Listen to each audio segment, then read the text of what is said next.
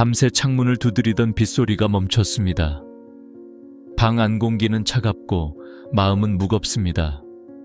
눈을 감아도 생각은 멈추지 않고 이유 모를 불안이 가슴을 덮습니다. 사람들은 말합니다. 시간이 지나면 괜찮아진다. 하지만 어떤 고통은 시간이 아니라 하나님의 손길로만 치유됩니다. 새벽은 하루 중 가장 조용한 시간입니다. 모든 소리가 멎고 오직 하나님만 들을 수 있는 시간. 그분은 그 고요 속에서 우리의 한숨을 먼저 들으십니다. 기도가 잘 나오지 않아도 괜찮습니다. 하나님은 우리의 눈물을 언어로 받으십니다. 시편 30편 5절은 이렇게 말합니다.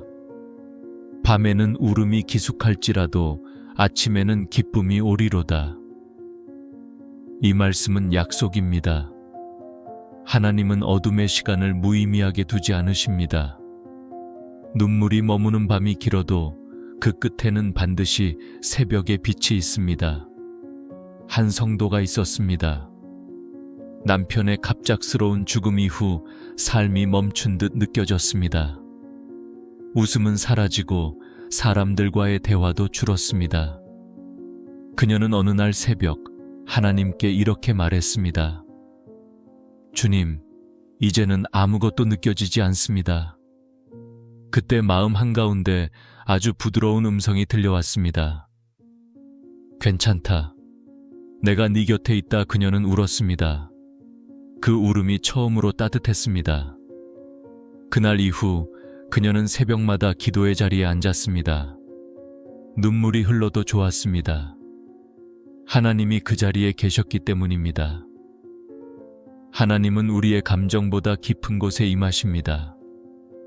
우울의 근원은 결핍이 아니라 잃어버린 관계에서 비롯됩니다. 하나님은 그 끊어진 관계를 다시 이어주십니다. 그분의 사랑은 기억 속 가장 어두운 곳까지 스며듭니다. 심리학에서도 슬픔을 말할 수 있을 때 회복이 시작된다고 말합니다. 그러나 신앙은 거기서 한 걸음 더 나아갑니다. 하나님께 슬픔을 고백할 때 그분이 우리의 말하지 못한 부분까지 안으십니다. 한 자매가 있었습니다. 오랜 시간 우울증 약에 의지하며 살았습니다. 그녀는 새벽마다 한 구절을 읽었습니다. 여호와는 나의 목자시니 내게 부족함이 없으리로다. 그 말씀을 수백 번 되뇌었습니다. 어느 날 문득 깨달았습니다. 하나님이 나를 떠나지 않으셨구나. 그날 이후 약이 아니라 감사가 그녀를 지탱했습니다. 하루에 한 번만 감사하자. 그 단순한 고백이 그녀의 마음을 새롭게 만들었습니다. 하나님은 눈물을 흘리는 자리에 오십니다. 그분은 슬픔을 꾸짖지 않으시고 그 안에 숨은 기도의 씨앗을 찾으십니다. 우리가 울고 있는 동안 하나님은 기쁨의 새벽을 준비하고 계십니다. 오늘의 적용을 3가지로 정리합니다. 첫 번째, 새벽에 일어나면 조용히 눈을 감고 하나님께 주님, 오늘도 제 마음을 붙드소서 라고 고백하세요. 두 번째, 슬픔이 밀려올 때 억누르지 말고 하나님께 그대로 드리세요. 세 번째, 하루에 한 번 아주 작은 감사 한 가지를 입술로 고백하세요. 주님, 제 눈물 속에서도 당신의 손길을 느끼게 하소서. 오늘의 어둠이 내일의 빛을 준비하는 시간임을 믿습니다. 제 마음의 새벽을 깨워 주소서. 창문 밖 하늘이 희미하게 밝아옵니다. 어둠은 여전히 있지만 빛은 이미 시작되었습니다. 하나님은 지금도 어둠 속에서 우리를 부르고 계십니다. 그 부름은 소리보다 부드럽고 빛보다 따뜻합니다. 그러나 그 음성을 듣기 위해선 먼저 마음의 문이 열려야 합니다. 문이 닫혀 있으면 하나님은 결코 억지로 들어오지 않으십니다. 그분은 조용히 서서 기다리십니다. 기다림 속에도 사랑이 있습니다. 요한계시록 3장 20절에서 주님은 이렇게 말씀하십니다. 볼지어다 내가 문 밖에 서서 두드리노니 누구든지 내 음성을 듣고 문을 열면 내가 그에게로 들어가 그와 더불어 먹고 그는 나와 더불어 먹으리라. 이 말씀은 초대입니다. 억압이 아니라 사랑의 초대, 강요가 아니라 관계의 부름입니다. 하나님은 문을 두드리십니다. 그러나 손잡이는 안쪽에 있습니다. 그분의 손길이 닿기 위해선 우리가 문을 열어야 합니다. 어둠이 길어질수록 마음은 다치기 쉽습니다. 상처는 벽을 만들고 벽은 사랑을 막습니다. 하지만 하나님은 그 벽을 부수지 않으십니다. 그 벽을 안고 서 계십니다. 우리의 마음이 스스로 열릴 때까지 조용히 기다리십니다. 한 성도가 있었습니다. 남편의 배신 이후 그녀는 사람을 믿지 못하게 되었습니다. 기도조차 힘들었습니다. 하나님께 마음을 닫은 채 그저 시간만 흘러갔습니다. 그러던 어느 날 교회 예배 중 찬양이 흘러나왔습니다. 내가 너를 지명하여 불렀나니 너는 내 것이라. 그녀는 갑자기 눈물이 터졌습니다. 마음의 문이 열리는 소리였습니다. 그날 이후 그녀는 말했습니다. 하나님은 문을 열라고 재촉하지 않으셨습니다. 그저 제 앞에서 기다리고 계셨습니다. 하나님은 우리의 고통을 강요하지 않으십니다. 그분은 우리의 속도에 맞춰 다가오십니다. 그래서 하나님의 위로는 언제나 서두르지 않습니다. 그분은 완벽한 타이밍으로 닫힌 마음의 문을 두드리십니다. 심리학에서도 말합니다. 마음의 회복은 외부의 강요가 아니라 내면의 안전함에서 시작된다. 신앙의 회복도 같습니다. 하나님은 안전함으로 오십니다. 그분의 사랑은 두려움이 아닌 안식입니다. 우리가 스스로 문을 열 수 있도록 그분은 끝까지 부드럽게 기다리십니다. 한 청년이 있었습니다. 어릴 적 교회에 다녔지만 삶의 상처로 마음을 닫고 떠났습니다. 그러던 어느 새벽 라디오에서 흘러나오는 말씀을 우연히 들었습니다. 수고하고 무거운 짐진 자들아 다 내게로 오라. 순간 눈물이 났습니다. 그는 조용히 중얼거렸습니다. 하나님, 아직 저를 부르시나요? 그날 이후 그는 다시 교회로 향했습니다.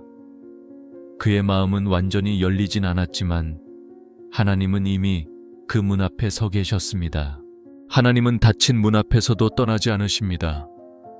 그분은 문이 열릴 때까지, 우리의 상처가 치유될 때까지 조용히 두드리십니다. 하나님의 사랑은 인내의 사랑입니다. 그 사랑이 닿을 때 닫혀있던 마음은 자연스럽게 열립니다. 한 권사님이 말했습니다. 하나님은 제 마음을 억지로 여시지 않았어요. 그저 내 눈물이 그분의 손등에 닿을 때까지 기다리셨어요. 그 기다림이 은혜였습니다. 오늘의 적용을 3가지로 정리합니다. 첫 번째, 기도가 막힐 때는 억지로 말하려 하지 말고 주님, 제 마음의 문을 여소서 라고 한 문장만 고백하세요. 두 번째, 하루 중 단 몇 분이라도 조용히 멈추어 하나님이 다가오심을 느껴보세요. 세 번째, 누군가의 마음이 닫혀 있다면 판단하지 말고 그를 위해 조용히 기도하세요. 주님, 제 마음의 문을 여소서. 닫힌 마음의 방 안으로 당신의 빛이 들어오게 하소서. 당신의 기다림이 제 영혼의 평안이 되게 하소서. 새벽의 공기가 한결 부드럽습니다. 어둠이 물러가고 창문 너머로 희미한 빛이 들어옵니다. 그 빛은 하나님이 다가오신다는 신호입니다. 그분의 부드러운 손길이 조용히 우리의 마음을 두드리고 있습니다. 그 손길은 강하지 않지만 다친 영혼을 서서히 풀어내는 힘이 있습니다. 하나님은 우리가 붙잡고 있던 슬픔을 억지로 빼앗지 않으십니다. 대신 그 슬픔이 스스로 흘러나오게 하십니다. 눈물은 억눌린 마음이 열리는 통로이기 때문입니다. 많은 이들이 묻습니다. 왜 하나님은 내 눈물을 그대로 두실까? 그 이유는 그 눈물 속에 아직 치유되지 않은 사랑이 있기 때문입니다. 하나님은 그 사랑을 버리게 하지 않으시고 그 안에 담긴 상처를 정결하게 만드십니다. 그래서 슬픔의 그릇이 완전히 비워질 때 그 자리에 평안이 채워집니다. 시편 34편 18절은 이렇게 말합니다. 여호와는 마음이 상한 자에게 가까이 하시고 중심으로 통회하는 자를 구원하시는도다. 하나님은 울부짖는 자보다 속으로 조용히 무너지는 자에게 더 가까이 다가오십니다. 그분은 상한 마음의 틈을 통해 들어오십니다. 그리고 그 틈을 회복의 자리로 바꾸십니다. 한 자매가 있었습니다. 그녀는 오랫동안 어머니를 용서하지 못했습니다. 어릴 적 받은 말의 상처가 깊었습니다. 넌 왜 그렇게 부족하니? 그 한마디가 마음의 문을 닫게 했습니다. 그녀는 신앙생활을 하면서도 늘 그 문장 속에서 자책했습니다. 그러던 어느 새벽 성경을 펴자 시편 말씀 한 줄이 눈에 들어왔습니다. 하나님은 마음이 상한 자에게 가까이 하신다. 그녀는 조용히 말했습니다. 주님, 제가 바로 그 마음이에요. 눈물이 흘렀습니다. 그 눈물 속에 쌓여있던 슬픔이 서서히 녹아내렸습니다. 그녀는 그날 이렇게 고백했습니다. 하나님, 어머니를 용서할게요. 그분도 사랑받지 못했던 딸이었겠지요. 그 말이 끝나자 가슴 속에 평안이 내려앉았습니다. 그 평안은 설명되지 않았지만 분명히 존재했습니다. 하나님은 우리가 울 때 그 눈물을 낭비하지 않으십니다. 그분은 모든 눈물을 모아 새로운 생명의 씨앗으로 바꾸십니다. 심리학에서는 감정의 배출이 정신적 회복의 첫 단계라고 말합니다. 그러나 신앙의 회복은 거기서 멈추지 않습니다. 하나님은 우리의 감정만이 아니라 영혼 전체를 다루십니다. 그분은 눈물 너머의 마음을 만지십니다. 한 청년이 있었습니다. 삶의 실패와 상처로 인해 스스로를 무가치하게 여겼습니다. 그는 새벽마다 이렇게 기도했습니다. 하나님, 저는 아무것도 아닙니다. 그러던 어느 날 그의 마음속에 한 문장이 떠올랐습니다. 그렇기에 내가 너를 사랑한다. 그 순간 그는 울음을 터뜨렸습니다. 그 울음은 절망의 눈물이 아니라 존재를 인정받은 눈물이었습니다. 그날 이후 그는 달라졌습니다. 기도는 여전히 짧았지만 그의 표정에는 평안이 자리했습니다. 그는 말했습니다. 하나님이 내 마음의 무게를 들어주셨습니다. 하나님은 우리의 슬픔을 두려워하지 않으십니다. 그분은 그 슬픔 속으로 들어오셔서 우리와 함께 머무십니다. 그분이 머무는 그 자리가 회복의 시작입니다. 삶의 무게는 여전히 있지만 이제는 혼자가 아닙니다. 하나님이 함께 계시기 때문입니다. 그분의 평안은 문제의 부재가 아니라 동행의 증거입니다. 오늘의 적용을 3가지로 정리합니다. 첫 번째, 눈물이 흐를 때 멈추려 하지 말고 그 눈물 속에서 하나님께 주님, 이 마음을 만져주소서 라고 기도하세요. 두 번째, 오래된 상처가 떠오르면 그것을 회피하지 말고 그 순간 하나님의 시선을 느껴보세요. 세 번째, 하루에 한 번 마음속에 남은 슬픔을 하나님께 이름 붙여드리세요. 주님, 제 안에 슬픔의 그릇을 비워주소서. 그 빈자리에 당신의 평안을 채워주소서. 제 눈물 속에서도 당신의 얼굴을 보게 하소서. 새벽의 공기가 차갑지만 부드럽습니다. 그 차가움 속에서 마음의 온도가 조금씩 오릅니다. 하나님의 평안이 오늘도 우리의 영혼 안으로 천천히 스며듭니다. 그 평안이 깊어질수록 오래 감춰두었던 상처들이 조금씩 떠오릅니다. 평안은 아픔을 지우는 것이 아니라 그 아픔을 다시 바라볼 수 있는 힘을 줍니다. 하나님은 우리 안의 상처를 덮지 않으시고 그 상처의 자리로 직접 들어오십니다. 그분의 손길은 따뜻하고 그 온기는 기억의 어두운 골짜기까지 닿습니다. 어떤 상처는 오래된 기억 속에서 썩은 뿌리처럼 남아 있습니다. 사람의 말로는 위로되지 않고 시간이 흘러도 쉽게 아물지 않습니다. 그러나 하나님은 그 깊은 곳에 임하십니다. 그분은 과거의 장면을 다시 보여주시지만 이번에는 홀로 서 있지 않게 하십니다. 그 자리에 함께 서 계신 하나님을 보게 하십니다. 그 순간 상처는 고통이 아니라 하나님의 은혜를 만나는 문이 됩니다. 시편 103편 3절은 이렇게 말합니다. 그가 내 모든 죄악을 사하시며 내 모든 병을 고치시며. 하나님은 죄뿐 아니라 마음의 질병도 고치십니다. 우울, 불안, 외로움, 분노, 이 모든 감정은 병든 영혼의 신호입니다. 그러나 그 병은 하나님께 가져올 때 치유됩니다. 그분은 우리의 영혼을 치료하시는 분이십니다. 한 여성이 있었습니다. 젊은 시절 아버지에게 버림받은 기억이 평생 마음의 그림자가 되어 따라다녔습니다. 결혼 후에도 사랑받는 것이 두려웠습니다.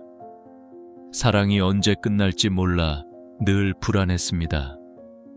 그녀는 어느 날 새벽 하나님께 이렇게 기도했습니다. 주님, 제 안에 있는 어린 시절의 나를 만나주세요. 그 순간 눈을 감은 그녀의 마음에 하얀 빛이 스며드는 듯 했습니다. 그 빛 속에서 한 장면이 떠올랐습니다. 작은 자신이 울고 있었고 그 곁에 예수님이 무릎을 꿇고 계셨습니다. 그분은 손을 내밀며 말씀하셨습니다. 내가 너를 놓치지 않았다. 그녀는 눈물을 흘렸습니다. 그리고 오랜 세월의 상처가 조금씩 녹아내렸습니다. 그녀는 그날 이후 매일 새벽마다 감사 기도를 드렸습니다. 주님, 제 과거에도 당신이 계셨음을 감사합니다. 하나님은 우리의 기억을 지우지 않으십니다. 대신 그 기억 안에 새로운 의미를 부여하십니다. 상처의 자리를 사명으로, 눈물의 자리를 은혜의 이야기로 바꾸십니다. 이것이 진정한 회복입니다. 심리학에서는 재해석의 치유라는 개념이 있습니다. 과거의 사건을 다르게 바라보는 순간 그 기억이 주는 감정의 힘이 약해진다는 것입니다. 하나님은 바로 그 재해석의 주체가 되십니다. 그분은 왜가 아니라 누가 함께 했는가를 보여주십니다. 그분의 시선으로 과거를 다시 보면 아픔은 기도의 자리가 됩니다. 한 목회자가 이런 말을 남겼습니다. 상처를 피하려 하면 그 상처는 더 깊어지고 하나님께 드리면 그 상처는 증거가 된다. 우리의 내면은 하나님이 머무시는 성전입니다. 그분은 깨끗한 마음만 찾지 않으십니다. 부서진 마음, 상한 감정, 미완의 고백, 그 모든 것을 통해 일하십니다. 하나님은 완전한 사람보다 회복을 배우는 사람과 함께 하십니다. 한 남성이 있었습니다. 사업 실패로 삶이 무너졌고 가족에게 상처 주는 말을 쏟아냈습니다. 그는 스스로를 용서하지 못했습니다. 그러던 어느 날 새벽 기도 중에 이런 마음이 들었습니다. 내가 너를 용서했는데 너는 왜 아직도 너를 용서하지 않느냐? 그는 무너졌습니다. 그의 눈물은 참회의 눈물이었지만 그 눈물 속에서 오랜 자책이 사라졌습니다. 그는 고백했습니다. 하나님은 내 실패를 교훈으로 만드셨습니다. 하나님은 우리가 외면했던 기억을 치유의 재료로 사용하십니다. 그분은 상처를 통해 우리의 영혼을 다시 숨쉬게 하십니다. 그분의 손길은 부드럽고 그 부드러움이 진정한 힘입니다. 오늘의 적용을 3가지로 정리합니다. 첫 번째, 오래된 기억이 떠오를 때 피하지 말고 그 장면 속에서 하나님이 함께 하심을 상상해 보세요. 두 번째, 과거의 아픔을 사람에게 털어놓기보다 먼저 하나님께 고백하세요. 세 번째, 상처의 자리를 감사의 자리로 바꾸는 짧은 한 문장을 매일 고백하세요. 주님, 그때도 저와 함께 계셨습니다. 주님, 제 기억의 어둠 속에도 당신의 빛이 머물게 하소서. 과거의 상처가 오늘의 찬양이 되게 하소서. 저의 마음 깊은 곳을 만져주소서. 새벽이 완전히 밝았습니다. 창문 틈으로 들어오는 빛이 방 안을 감쌉니다. 그 빛은 어제의 어둠을 밀어내듯 조용히 내면의 그림자를 걷어냅니다. 하나님은 오늘도 우리의 기억 속에서 조용히 회복의 일을 행하고 계십니다. 그분의 손길이 닿은 자리에는 언제나 빛이 생깁니다. 그 빛은 눈부시지 않습니다. 서서히, 그러나 확실히 마음의 어둠을 밀어냅니다. 그때 영혼 안에 감정의 온기가 돌아옵니다. 오랫동안 얼어붙었던 감정이 녹기 시작합니다. 하나님은 그렇게 우리 안에서 기쁨의 불씨를 되살리십니다. 기쁨은 상황이 좋아졌다고 생기는 감정이 아닙니다. 기쁨은 하나님이 여전히 나와 함께 계심을 깨닫는 순간 피어오릅니다. 우울이란 마음의 빛을 잃은 상태입니다. 그러나 감사는 그 빛을 다시 불러오는 능력입니다. 감사는 하나님이 내 안에 여전히 일하신다는 믿음의 표현이기 때문입니다. 데살로니가전서 5장 18절은 이렇게 말합니다. 범사에 감사하라. 이는 그리스도 예수 안에서 너희를 향하신 하나님의 뜻이니라. 하나님은 우리가 억지로 긍정하길 바라지 않으십니다. 감사는 억눌린 낙관이 아니라 하나님이 여전히 선하시다는 신뢰의 고백입니다. 감사는 마음의 방향을 하나님께 돌려놓는 행위입니다. 한 자매가 있었습니다. 그녀는 오랜 우울증으로 아침에 눈 뜨는 것이 고통스러웠습니다. 하루의 시작이 두려웠고 밤이 와도 마음이 편하지 않았습니다. 어느 날 상담사의 권유로 감사 일기를 써보기로 했습니다. 처음엔 쓸 것이 없었습니다. 오늘은 아무 일도 없었다. 그 말만 반복되었습니다. 그러던 어느 날 그녀는 이렇게 썼습니다. 오늘 커피 향이 좋았다. 그 작은 한 줄이 그녀의 하루를 바꿨습니다. 그날 이후 그녀는 감사의 순간을 찾아보기 시작했습니다. 햇살이 따뜻한 것, 아이의 웃음, 교회에서 들은 찬양 한 소절. 그녀는 말했습니다. 감사를 쓰다 보니 하나님이 나를 버리지 않으셨다는 걸 알게 됐어요. 감사가 그녀의 영혼을 되살렸습니다. 하나님은 감사하는 마음에 기쁨의 씨앗을 심으십니다. 감사는 눈물 속에서도 자랍니다. 감사는 현실을 바꾸기보다 현실을 보는 시선을 바꿉니다. 우울의 그림자는 사라지지 않아도 감사의 빛이 그 위를 덮습니다. 하나님은 우리에게 상황을 주시는 분이 아니라 상황 속에서 평안을 주시는 분이십니다. 심리학에서도 말합니다. 감사를 꾸준히 표현하는 사람은 감정 조절 능력이 강화되고 뇌의 행복 회로가 회복된다고. 신앙적으로 말하면 감사는 성령이 주시는 평안의 통로입니다. 하나님은 우리가 감사할 때 우리 안의 영적 신경을 새롭게 연결하십니다. 감사는 뇌의 회복이자 영혼의 회복입니다. 한 권사님이 있었습니다. 남편의 병간호가 오래 이어져 육체와 마음이 모두 지쳐 있었습니다.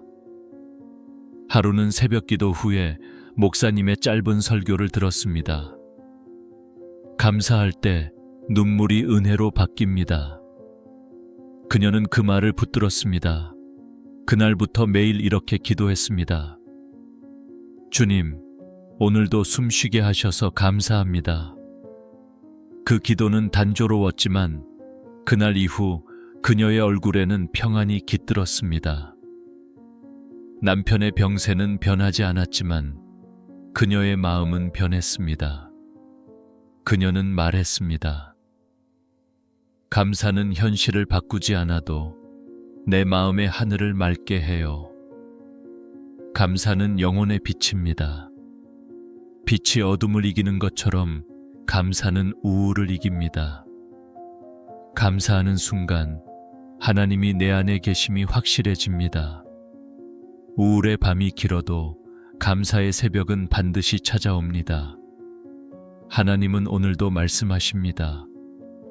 내가 내게 준 하루를 기쁨으로 살아라. 그 음성은 명령이 아니라 초대입니다. 감사는 억지로 만들어내는 감정이 아니라 하나님의 사랑을 기억하는 선택입니다. 그 선택이 쌓일 때 영혼은 서서히 빛을 되찾습니다. 오늘의 적용을 3가지로 정리합니다. 첫 번째, 하루를 시작할 때 감사합니다로 첫말을 열어보세요. 두 번째, 힘든 순간마다 이 안에도 주님의 뜻이 있습니다 라고 고백하세요. 세 번째, 잠들기 전 오늘 하루 중 감사한 일 3가지를 조용히 떠올리세요. 주님, 제 입술에 감사를 두소서. 작은 일에도 기쁨을 발견하게 하소서. 감사가 우울보다 깊은 평안이 되게 하소서. 당신의 은혜가 제 감정의 빛이 되게 하소서. 새벽의 공기가 차갑지만 맑습니다. 어둠이 완전히 물러가지는 않았지만 멀리서 빛이 서서히 번집니다. 그 빛은 감사의 색을 닮았습니다. 하나님은 오늘도 우리 안에 기쁨의 빛을 다시 켜고 계십니다. 그 빛이 마음 깊은 곳에 닿으면 얼굴에도 온기가 번집니다. 그 온기는 단순한 감정이 아니라 하나님의 미소가 우리 안에 새겨지는 순간입니다. 하나님은 웃음을 주시는 분이십니다. 창세기 17장에서 하나님은 100세의 아브라함에게 아들을 주시겠다고 약속하셨습니다. 그때 사라가 웃었습니다. 믿을 수 없어서 웃었지만 훗날 하나님은 그 웃음을 기쁨으로 바꾸셨습니다. 그 아들의 이름이 바로 이삭, 그가 웃는다 였습니다. 하나님은 불신의 웃음마저 은혜의 웃음으로 바꾸십니다. 기쁨은 훈련이 필요합니다. 우울은 쉽게 찾아오지만 기쁨은 선택해야 합니다. 기쁨을 배우는 일은 하나님의 시선을 배우는 일입니다. 세상의 기준으로 보면 부족해도 하나님의 눈으로 보면 모든 것이 선물입니다. 그 시선을 회복할 때 기쁨은 자연스럽게 흐릅니다. 한 성도가 있었습니다. 오랫동안 일상의 무게에 눌려 웃음이 사라졌습니다. 하루하루가 의무처럼 느껴졌고 신앙조차 기쁨이 아닌 의식이 되어버렸습니다. 그러던 어느 날 교회 어린이 예배를 돕게 되었습니다. 찬양 시간에 아이들이 큰 목소리로 노래했습니다. 나는 하나님을 예배하는 예배자입니다. 그 순간 마음속에 작은 불씨가 일었습니다. 그녀는 그 자리에 앉아 눈을 감고 중얼거렸습니다. 그래, 나도 예배자였지. 그날 이후 그녀는 아이들과 함께 웃는 법을 배웠습니다. 웃음은 사라졌던 신앙의 온도를 되돌려 주었습니다. 그녀는 말했습니다. 하나님이 제게 미소를 다시 가르쳐 주셨어요. 하나님의 미소는 문제가 해결되었을 때 생기는 것이 아닙니다. 그 미소는 고난 속에서도 하나님이 여전히 함께 하신다는 확신에서 나옵니다. 우리의 웃음은 믿음의 증거입니다. 세상은 기쁨을 성취로 설명하지만 하나님은 기쁨을 관계로 주십니다. 그분과 가까워질수록 웃음은 자연스럽게 흘러나옵니다. 심리학에서도 말합니다. 웃음은 단순한 표정이 아니라 몸 전체의 회복 반응이라고. 웃을 때 뇌는 긴장을 풀고 스트레스 호르몬을 줄이며 면역 체계를 강화시킨다고 합니다. 하나님은 인간을 웃을 수 있는 존재로 만드셨습니다. 기쁨은 단순한 감정이 아니라 하나님의 창조 질서 안에 있는 생명의 본능입니다. 한 남성이 있었습니다. 직장에서의 실패로 인해 자신감이 무너지고 웃음이 사라졌습니다. 매일 새벽 그는 억지로라도 감사합니다를 3번 고백하기로 했습니다. 처음에는 입술이 무거웠지만 며칠이 지나자 마음이 조금씩 가벼워졌습니다. 어느 날 그는 깨달았습니다. 감사는 웃음을 부르고 웃음은 믿음을 되살린다. 그날 이후 그는 웃는 연습을 멈추지 않았습니다. 그의 얼굴에는 이전보다 부드러운 빛이 돌았습니다. 사람들은 말했습니다. 요즘 얼굴이 편해 보이세요. 그는 조용히 대답했습니다. 하나님이 제 안에 웃음을 심어주셨어요. 하나님은 우리 안에 그분의 미소를 새기고 싶어 하십니다. 그 미소는 상황을 초월한 평안입니다. 하나님의 웃음은 상처 위에 내리는 햇살처럼 따뜻하고 눈물 위에 머무는 은혜처럼 고요합니다. 그 웃음을 배우는 것이 신앙의 성숙입니다. 기쁨은 감정이 아니라 선택입니다. 아무 일도 없는 하루라도 그 속에서 하나님이 함께 하심을 깨닫는 순간 우리는 웃을 수 있습니다. 우리가 웃을 때 하나님은 그 웃음을 통해 세상에 자신의 평안을 흘려보내십니다. 한 권사님이 말했습니다. 새벽마다 기도할 때 눈물이 먼저 나오던 때가 있었어요. 그런데 어느 날은 웃음이 나더라고요. 이유는 몰라요. 그냥 하나님이 좋았어요. 그 웃음이 기도가 되었습니다. 그날 이후 그녀는 말했습니다. 이제는 울어도 기쁘고 웃어도 기도입니다. 그것이 은혜였습니다. 오늘의 적용을 3가지로 정리합니다.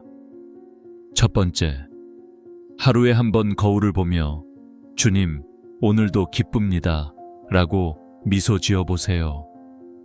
두 번째, 억지로라도 웃음을 선택하며 이 웃음은 믿음의 고백입니다. 라고 속으로 말하세요. 세 번째, 타인의 웃음을 축복하며 주님, 저 웃음 위에도 당신의 평안을 더하소서 라고 기도하세요. 주님, 제 얼굴에 당신의 미소를 새겨주소서. 우울의 그림자보다 기쁨의 빛이 크게 하소서. 당신의 웃음을 닮은 사람이 되게 하소서. 새벽의 빛이 창문을 가득 채웁니다. 공기는 여전히 차갑지만 그 안에서 웃음이 피어납니다. 그 웃음은 단순한 감정이 아니라 하나님이 함께 하신다는 증거입니다. 그분은 오늘도 우리에게 미소를 가르치십니다.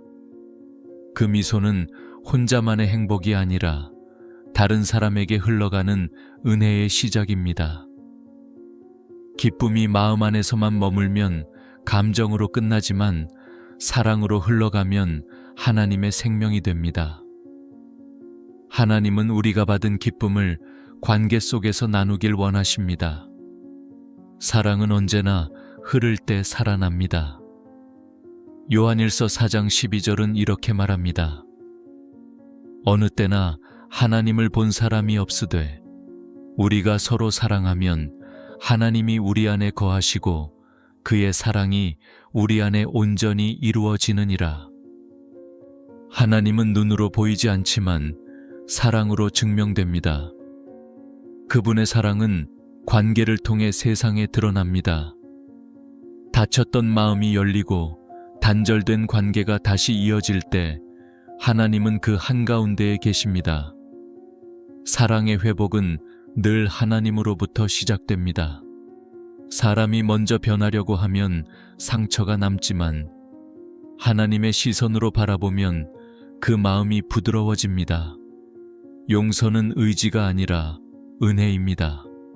하나님은 우리가 품을 수 없는 사람을 품게 하시고 사랑할 수 없던 사람을 위해 기도하게 하십니다. 그 순간 사랑은 흘러가기 시작합니다. 한 자매가 있었습니다. 오랜 세월 어머니와의 관계가 멀어졌습니다. 말 한마디 나누는 것도 버거웠습니다. 기도할 때마다 사랑해야 한다는 생각에 마음이 더 힘들었습니다. 그러던 어느 날 새벽, 성령의 조용한 음성이 마음을 스쳤습니다. 너도 사랑받지 못했다고 느꼈지? 그 순간 눈물이 터졌습니다. 하나님은 그녀의 아픔을 먼저 안으셨습니다. 그날 이후 그녀는 어머니에게 문자를 보냈습니다. 엄마, 요즘 건강은 괜찮으세요? 짧은 문장이었지만 그 문장 하나로 오래된 벽이 흔들렸습니다. 며칠 후 어머니에게서 답장이 왔습니다. 보고 싶다. 그녀는 말했습니다. 하나님이 제 마음 안에서 사랑을 다시 흐르게 하셨어요. 사랑은 감정이 아닙니다. 사랑은 하나님의 마음이 우리를 통과하는 통로입니다. 그래서 사랑할수록 하나님과 가까워집니다. 상대가 변하지 않아도 사랑이 시작되는 그 순간 우리 안에 하나님이 일하십니다. 사랑은 무너진 마음의 다리를 다시 놓습니다. 심리학에서도 말합니다. 진정한 회복은 관계의 재연결에서 시작된다고. 하나님은 이미 오래전부터 그 원리를 말씀하셨습니다. 내 이웃을 내 몸과 같이 사랑하라. 이 명령은 부담이 아니라 초대입니다. 사랑이 흐르는 곳에는 하나님의 평안이 함께하기 때문입니다. 한 권사님은 이렇게 고백했습니다. 남편에게 마음의 문을 닫은 지 10년이 지났어요. 기도하면서도 미움이 사라지지 않았죠. 그런데 어느 날 새벽, 하나님이 제게 그도 나의 자녀다라고 말씀하셨어요. 그 순간 마음이 풀렸어요. 남편이 변한 게 아니라 제 마음의 문이 열렸던 거예요. 그녀는 눈물을 닦으며 웃었습니다. 그날 이후 제 기도는 주님, 사랑하게 하소서 한마디뿐이에요. 사랑이 다시 흐르면 관계는 새로워집니다. 사람이 변하지 않아도 사랑이 변화를 만듭니다. 하나님이 사랑이시기 때문입니다. 사랑은 주님의 성품이며 그 사랑이 흘러갈 때 세상은 조금씩 회복됩니다. 하나님은 우리의 마음을 사랑의 통로로 사용하십니다. 닫힌 관계의 문이 열릴 때 그 문을 여신 분은 언제나 하나님이십니다. 사랑은 우리의 능력이 아니라 하나님이 주시는 기적입니다. 오늘의 적용을 3가지로 정리합니다. 첫 번째, 관계 속에서 마음이 닫힐 때 주님, 제 마음이 아닌 당신의 사랑으로 보게 하소서 라고 기도하세요. 두 번째, 용서가 어려운 사람을 떠올리며 그의 이름을 하나님께 올려드리세요. 세 번째, 사랑을 표현할 작은 행동 하나를 실천하세요. 짧은 문자, 미소, 따뜻한 인사 한마디가 은혜의 통로가 됩니다. 주님, 제 안에 머문 사랑이 다시 흐르게 하소서. 닫힌 관계마다 당신의 평안을 흘려보내소서. 사랑이 내 감정이 아니라 당신의 역사임을 믿게 하소서. 새벽의 바람이 잔잔하게 불어옵니다. 공기가 부드럽고 마음은 따뜻합니다. 사랑이 다시 흐르는 자리에는 하나님의 미소가 머물고 있습니다. 그 미소가 오늘 우리의 관계 위에 조용히 비치고 있습니다. 그 빛은 단순한 감정의 흔적이 아니라 하나님이 흘려보내신 은혜의 빛입니다. 그 빛이 마음에 닿을 때 우리는 비로소 깨닫습니다. 기쁨은 느끼는 것이 아니라 드리는 것임을. 웃음이 다시 피어날 때 그 웃음은 예배가 됩니다. 예배란 단지 노래를 부르는 시간이 아닙니다. 하나님이 주신 생명을 기쁨으로 되돌려드리는 행위입니다. 감사가 쌓이면 예배가 되고 예배는 결국 기쁨의 완성입니다. 기쁨은 마음의 상태가 아니라 하나님께 시선을 고정한 영혼의 자세입니다. 웃음이 예배가 될 때 삶은 그 자체로 찬양이 됩니다. 시편 100편 4절은 이렇게 말합니다. 감사함으로 그의 문에 들어가며 찬송함으로 그의 궁정에 들어가서 그에게 감사하며 그의 이름을 송축할지어다. 감사는 하나님께 나아가는 문입니다. 하나님은 우리의 노래보다 감사의 숨결 속에서 임하십니다. 감사는 예배의 첫 단어이자 마지막 문장입니다. 한 집사님이 있었습니다. 오랜 병상 생활로 인해 기도할 힘조차 사라졌습니다. 하지만 그는 하루에 한 번 짧은 기도를 잊지 않았습니다. 주님, 오늘도 숨쉬게 하심을 감사합니다. 그의 얼굴에는 여전히 웃음이 남아 있었습니다. 병실을 찾는 사람들은 오히려 위로를 받았습니다. 그는 말했습니다. 하나님이 저를 살려주셨으니 웃음으로 하나님께 감사해야죠. 그의 웃음은 고백이었고 그 고백이 바로 예배였습니다. 감사는 삶의 형태를 바꿉니다. 감사하지 못할 이유가 사라져서가 아니라 감사하기로 마음을 정했기 때문입니다. 하나님은 감사를 선택하는 영혼에 새로운 평안을 부어주십니다. 감사는 믿음의 순종이며 웃음은 그 순종의 열매입니다. 심리학에서는 미소의 피드백 효과라고 합니다. 억지로라도 웃을 때 뇌가 실제로 기쁨을 느끼는 호르몬을 분비한다고 합니다. 하나님은 인간의 뇌를 그렇게 창조하셨습니다. 그분은 우리가 기쁨을 기다리는 존재가 아니라 선택하는 존재로 살아가길 바라십니다. 감사는 우리의 선택이고 그 선택은 결국 예배로 이어집니다. 한 청년이 있었습니다. 하루하루가 무기력했고 기도해도 아무 감정이 느껴지지 않았습니다. 그는 새벽마다 교회에 앉아 말없이 찬양만 들었습니다. 그러던 어느 날 찬양의 가사 한 구절이 그의 마음에 스며들었습니다.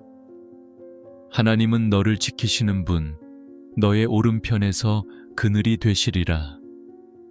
그는 눈을 감고 조용히 미소 지었습니다. 그 순간 깨달았습니다. 이게 예배구나. 감정이 아니라 존재로 드리는 예배, 그것이 진짜 기쁨이었습니다. 하나님은 웃음을 예배로 받으십니다. 그 웃음이 세속적인 낙관이 아니라 고통 중에도 하나님이 선하시다는 믿음에서 나올 때 그 웃음은 가장 순수한 찬양이 됩니다. 하나님은 그 웃음을 보며 기뻐하십니다. 그분의 기쁨이 우리의 기쁨이 됩니다.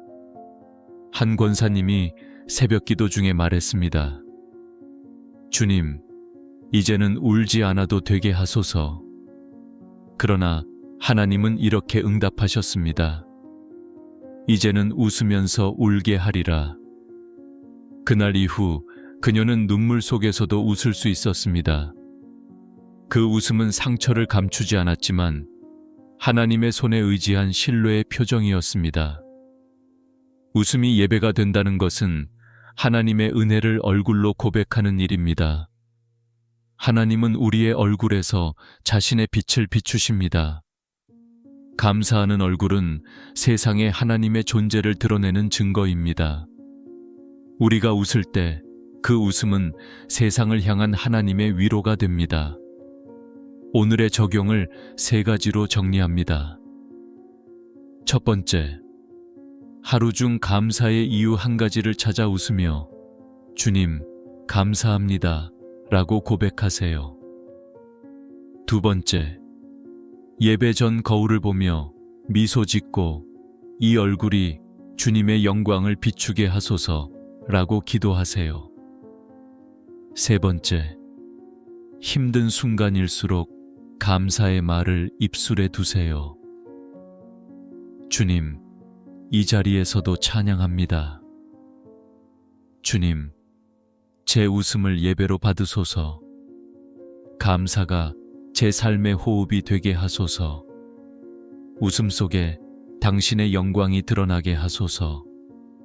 새벽의 공기가 포근하게 바뀝니다. 빛은 이제 따뜻하게 내려앉고 그 빛 안에서 우리의 얼굴이 부드럽게 물듭니다. 웃음이 찬양이 되고 감사가 예배가 됩니다. 하나님은 오늘도 우리 안에서 기쁨의 노래를 완성하고 계십니다. 그 노래는 멜로디가 아니라 생명이며 그 생명은 영원에서 흘러옵니다. 하나님이 주시는 기쁨은 사라지지 않습니다. 그 기쁨은 감정의 불꽃이 아니라 하나님의 존재 그 자체로부터 오는 빛입니다. 세상은 변하지만 하나님 안의 기쁨은 변하지 않습니다. 우리의 웃음은 잠시일 수 있지만 하나님의 기쁨은 영원히 흐릅니다. 그분의 웃음이 우리를 살리고 그분의 평안이 우리를 감쌉니다. 삶의 계절이 바뀌어도 하나님의 사랑은 여전히 같은 온도로 우리 곁에 머뭅니다. 기쁨의 새벽은 그렇게 찾아옵니다. 하박국 3장 18절은 이렇게 고백합니다. 나는 여호와로 말미암아 즐거워하며 나의 구원의 하나님으로 말미암아 기뻐하리로다. 이 말씀은 환경이 아니라 믿음에서 나온 고백입니다. 무화과 나무에 열매가 없고 외양간에 소가 없을지라도 하나님이 나의 하나님이시기에 그분 안에서 기뻐할 수 있다는 선언입니다. 이 기쁨이 바로 영원한 새벽의 빛입니다. 한 권사님이 있었습니다. 남편을 먼저 하늘로 보내고 홀로 남은 삶을 살아가던 중 오랜 세월 동안 웃음을 잃었습니다. 그러던 어느 날 새벽 기도 중에 찬송가 내 평생에 가는 길 순탄하여를 부르다 눈물이 터졌습니다. 내 영혼 평안해. 그 한마디가 마음을 감싸 안았습니다. 그녀는 고백했습니다. 남편은 떠났지만 하나님은 떠나지 않으셨어요. 그날 이후 그녀는 웃음을 되찾았습니다. 그 웃음은 세상의 기쁨이 아니라 영원에서 온 기쁨이었습니다. 하나님은 우리를 다시 웃게 하십니다. 그 웃음은 단순히 아픔이 끝나서가 아니라 그 아픔 속에서도 하나님이 함께 계셨음을 깨닫는 데서 나옵니다. 기쁨은 눈물이 멈춘 후에 오는 것이 아니라 눈물 가운데 함께 하신 하나님을 만날 때 시작됩니다. 하나님의 위로는 그렇게 고요하게 우리 영혼에 스며듭니다. 한 청년이 있었습니다. 삶의 목적을 잃고 방황하다가 어느 날 교회 새벽 예배에서 말씀을 들었습니다. 내가 너를 영원한 사랑으로 사랑하였노라. 그는 울었습니다. 그 말 한 구절이 인생을 바꾸었습니다. 그는 말했습니다. 그 순간 하나님이 나를 포기하지 않으셨다는 걸 알았어요. 그것이 제 인생의 새벽이었어요. 그는 이제 새벽마다 찬양을 부릅니다. 그 찬양의 끝에는 언제나 웃음이 있습니다. 그 웃음은 구원의 증거이자 감사의 노래입니다. 기쁨의 회복은 하나님의 선물입니다. 그분은 우리를 다시 노래하게 하시고 다시 감사하게 하시며 다시 웃게 하십니다. 기쁨은 상황이 아닌 관계에서 자랍니다. 하나님이 나의 하나님이 되실 때 그분의 기쁨이 내 안에 거하게 됩니다. 심리학에서는 깊은 감정의 안정이 삶의 회복력의 핵심이라 말합니다. 신앙은 그것을 은혜라 부릅니다. 은혜는 파도 같은 감정의 물결 위에 단단한 평안을 씁니다. 그 평안이 바로 하나님의 기쁨입니다. 하나님은 우리의 영혼을 기쁨의 그릇으로 빚으십니다. 우리가 울었던 이유마저 그분의 빛 아래에서는 감사의 재료가 됩니다. 그분은 모든 눈물을 기억하시고 그 눈물 하나하나를 미소로 바꾸어 주십니다. 하나님이 주시는 웃음은 세상의 즐거움과 다릅니다. 그 웃음은 상처를 덮지 않고 상처 위에 피어납니다.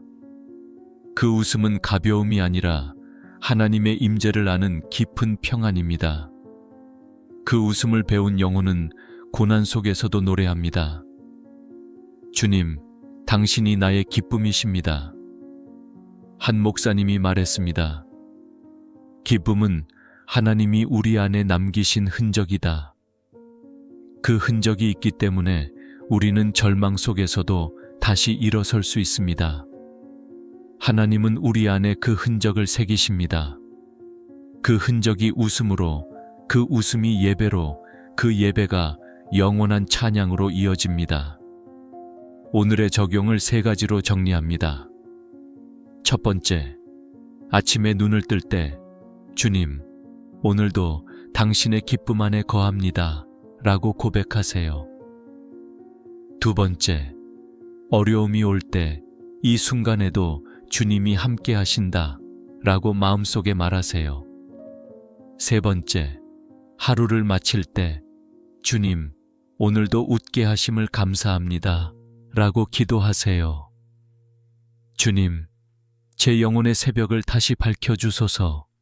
기쁨의 빛으로 제 하루를 감싸주소서. 다시 웃게 하신 당신께 모든 감사와 찬양을 드립니다. 제 삶이 당신의 미소를 담게 하소서. 아멘. 새벽이 완전히 열렸습니다. 하늘은 투명하고 바람은 부드럽습니다. 기쁨은 더 이상 멀리 있지 않습니다. 그분의 빛이 내 마음에 머물고 있습니다. 이제 나는 압니다. 웃을 수 있는 이유가 내게서가 아니라 하나님께 있다는 것을. 그분의 기쁨이 내 영혼의 새벽이 되었습니다. 당신의 하루가 기쁨이 한가득 하시길 바랍니다. 아래 댓글란에 감사합니다 라고 남겨주세요. 아멘. 밤새 창문을 두드리던 빗소리가 멈췄습니다. 방 안 공기는 차갑고 마음은 무겁습니다. 눈을 감아도 생각은 멈추지 않고 이유 모를 불안이 가슴을 덮습니다. 사람들은 말합니다. 시간이 지나면 괜찮아진다. 하지만 어떤 고통은 시간이 아니라 하나님의 손길로만 치유됩니다. 새벽은 하루 중 가장 조용한 시간입니다. 모든 소리가 멎고 오직 하나님만 들을 수 있는 시간. 그분은 그 고요 속에서 우리의 한숨을 먼저 들으십니다. 기도가 잘 나오지 않아도 괜찮습니다. 하나님은 우리의 눈물을 언어로 받으십니다. 시편 30편 5절은 이렇게 말합니다. 밤에는 울음이 기숙할지라도 아침에는 기쁨이 오리로다. 이 말씀은 약속입니다. 하나님은 어둠의 시간을 무의미하게 두지 않으십니다. 눈물이 머무는 밤이 길어도 그 끝에는 반드시 새벽의 빛이 있습니다. 한 성도가 있었습니다. 남편의 갑작스러운 죽음 이후 삶이 멈춘 듯 느껴졌습니다. 웃음은 사라지고 사람들과의 대화도 줄었습니다. 그녀는 어느 날 새벽 하나님께 이렇게 말했습니다. 주님, 이제는 아무것도 느껴지지 않습니다. 그때 마음 한가운데 아주 부드러운 음성이 들려왔습니다. 괜찮다. 내가 네 곁에 있다. 그녀는 울었습니다. 그 울음이 처음으로 따뜻했습니다. 그날 이후 그녀는 새벽마다 기도의 자리에 앉았습니다. 눈물이 흘러도 좋았습니다. 하나님이 그 자리에 계셨기 때문입니다. 하나님은 우리의 감정보다 깊은 곳에 임하십니다. 우울의 근원은 결핍이 아니라 잃어버린 관계에서 비롯됩니다. 하나님은 그 끊어진 관계를 다시 이어주십니다. 그분의 사랑은 기억 속 가장 어두운 곳까지 스며듭니다. 심리학에서도 슬픔을 말할 수 있을 때 회복이 시작된다고 말합니다. 그러나 신앙은 거기서 한 걸음 더 나아갑니다. 하나님께 슬픔을 고백할 때 그분이 우리의 말하지 못한 부분까지 안으십니다. 한 자매가 있었습니다. 오랜 시간 우울증 약에 의지하며 살았습니다. 그녀는 새벽마다 한 구절을 읽었습니다.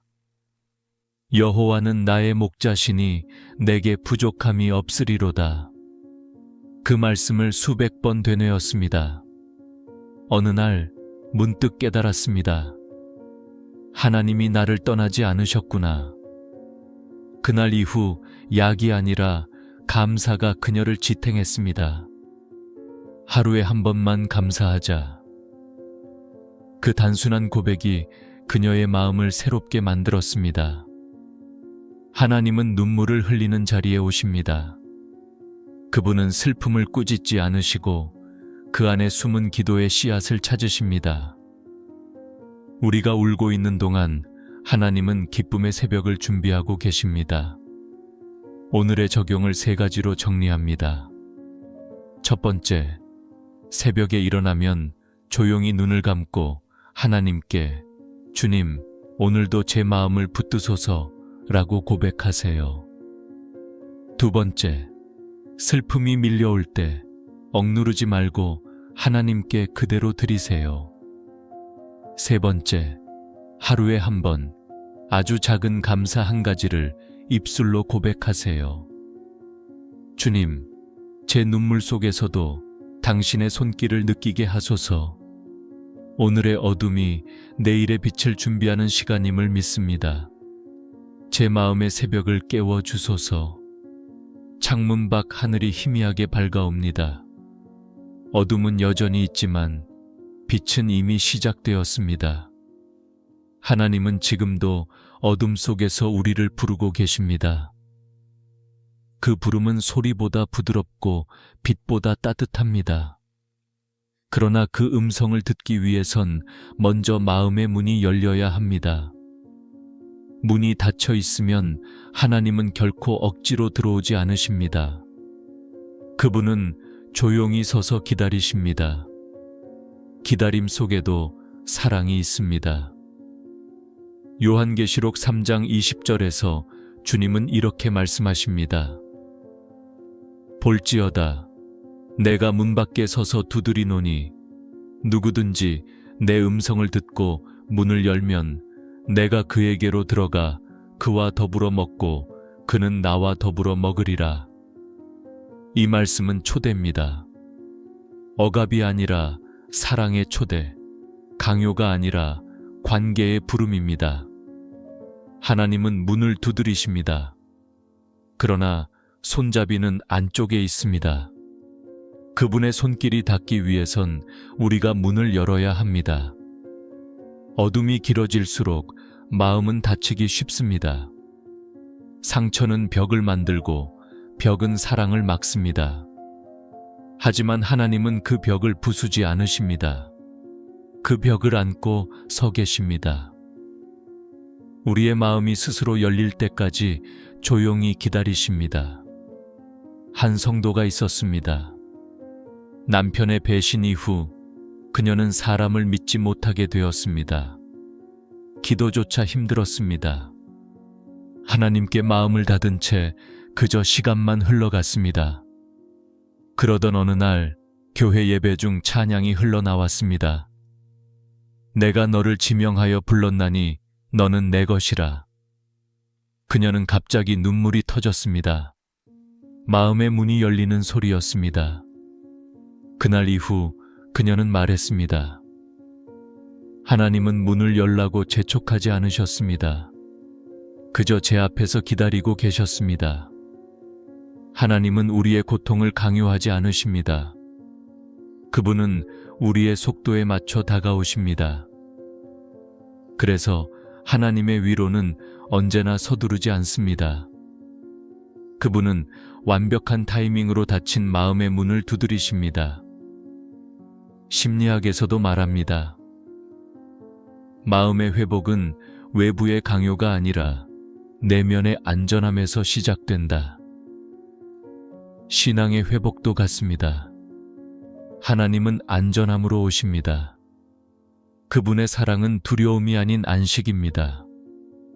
우리가 스스로 문을 열 수 있도록 그분은 끝까지 부드럽게 기다리십니다.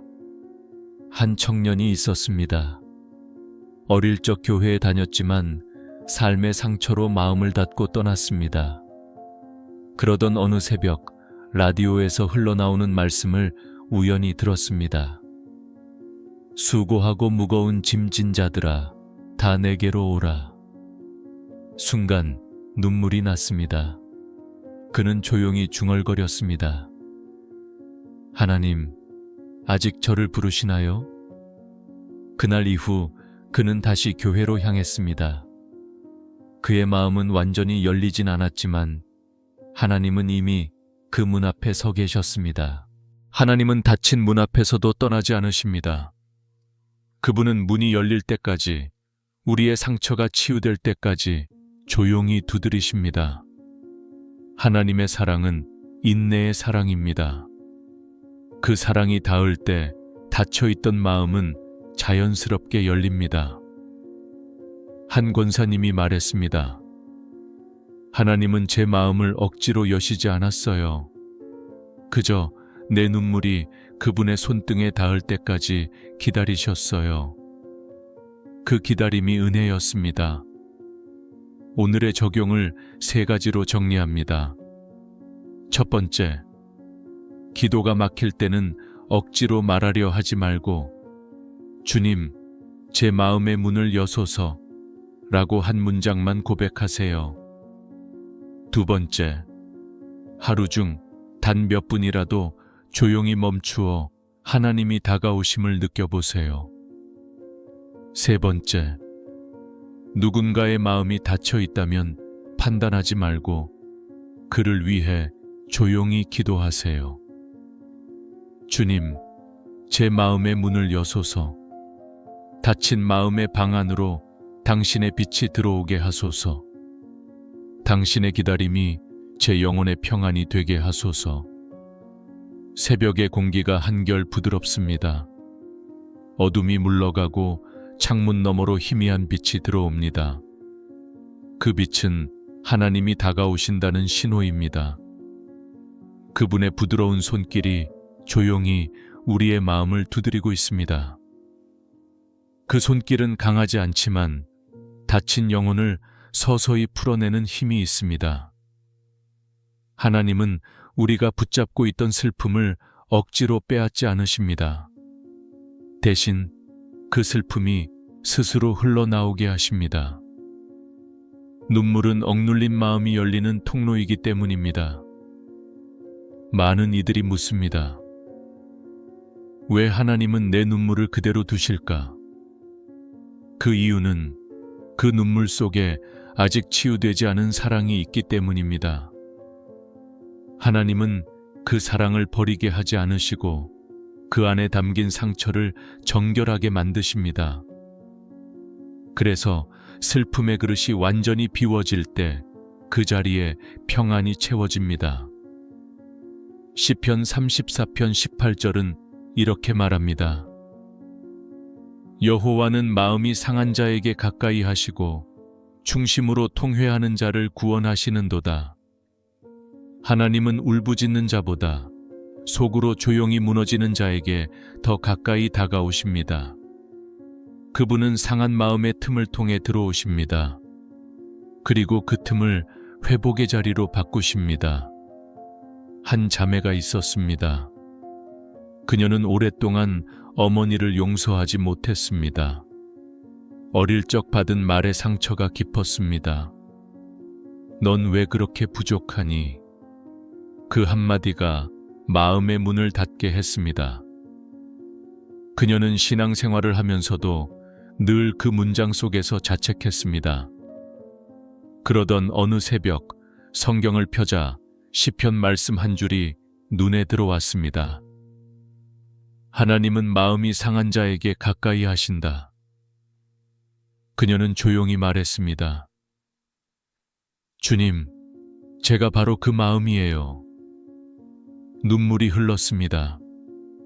그 눈물 속에 쌓여있던 슬픔이 서서히 녹아내렸습니다. 그녀는 그날 이렇게 고백했습니다. 하나님, 어머니를 용서할게요. 그분도 사랑받지 못했던 딸이었겠지요. 그 말이 끝나자 가슴 속에 평안이 내려앉았습니다. 그 평안은 설명되지 않았지만 분명히 존재했습니다. 하나님은 우리가 울 때 그 눈물을 낭비하지 않으십니다.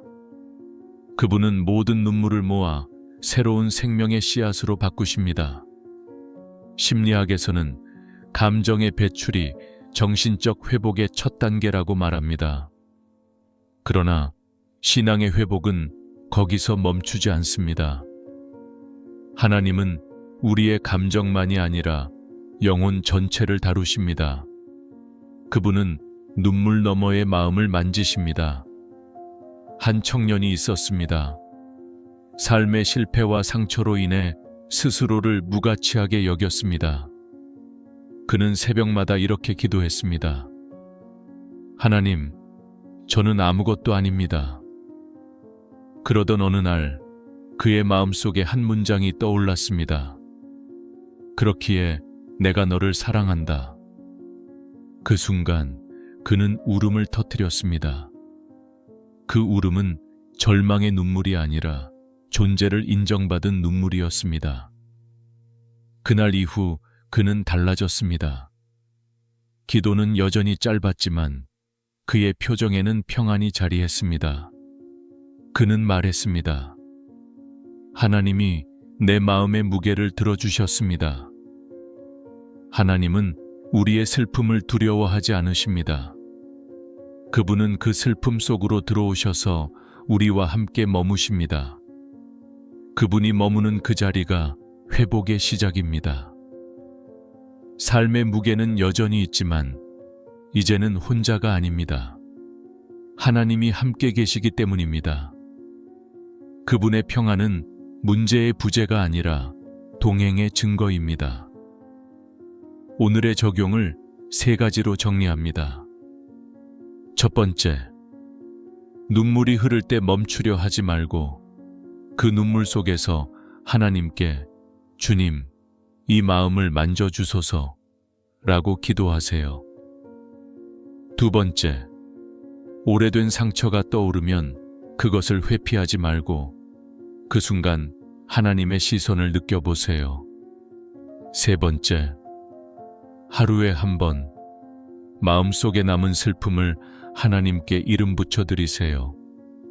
주님, 제 안의 슬픔의 그릇을 비워주소서. 그 빈자리에 당신의 평안을 채워주소서. 제 눈물 속에서도 당신의 얼굴을 보게 하소서. 새벽의 공기가 차갑지만 부드럽습니다. 그 차가움 속에서 마음의 온도가 조금씩 오릅니다. 하나님의 평안이 오늘도 우리의 영혼 안으로 천천히 스며듭니다. 그 평안이 깊어질수록 오래 감춰두었던 상처들이 조금씩 떠오릅니다. 평안은 아픔을 지우는 것이 아니라 그 아픔을 다시 바라볼 수 있는 힘을 줍니다. 하나님은 우리 안의 상처를 덮지 않으시고 그 상처의 자리로 직접 들어오십니다. 그분의 손길은 따뜻하고 그 온기는 기억의 어두운 골짜기까지 닿습니다. 어떤 상처는 오래된 기억 속에서 썩은 뿌리처럼 남아 있습니다. 사람의 말로는 위로되지 않고 시간이 흘러도 쉽게 아물지 않습니다. 그러나 하나님은 그 깊은 곳에 임하십니다. 그분은 과거의 장면을 다시 보여주시지만 이번에는 홀로 서 있지 않게 하십니다. 그 자리에 함께 서 계신 하나님을 보게 하십니다.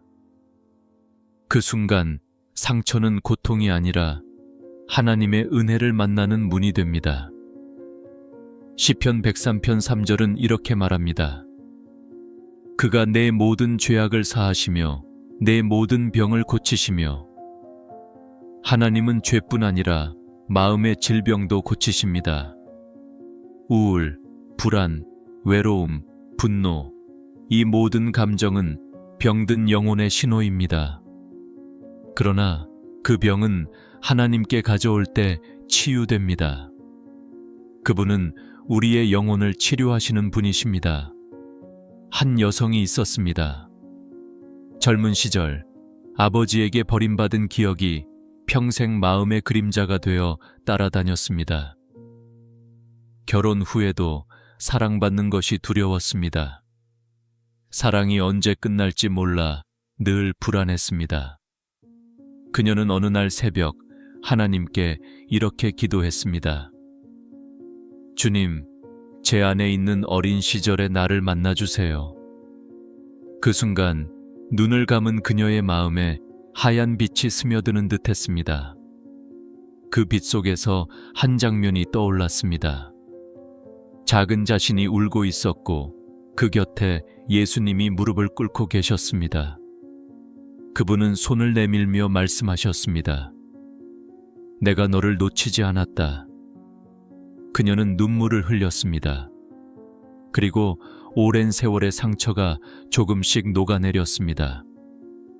그녀는 그날 이후 매일 새벽마다 감사 기도를 드렸습니다. 주님, 제 과거에도 당신이 계셨음을 감사합니다.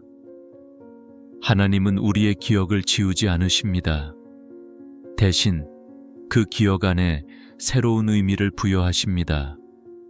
상처의 자리를 사명으로, 눈물의 자리를 은혜의 이야기로 바꾸십니다. 이것이 진정한 회복입니다. 심리학에서는 재해석의 치유라는 개념이 있습니다.